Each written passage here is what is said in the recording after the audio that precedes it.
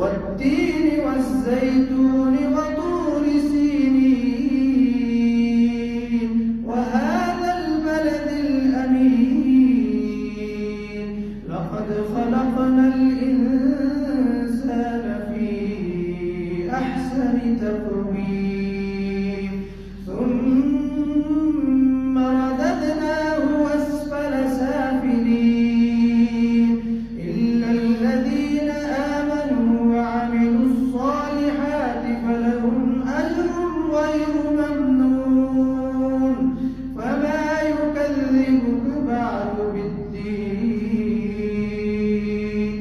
أليس الله بأحكم الحاكمين. الله أكبر.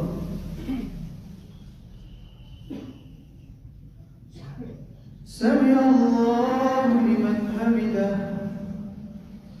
الله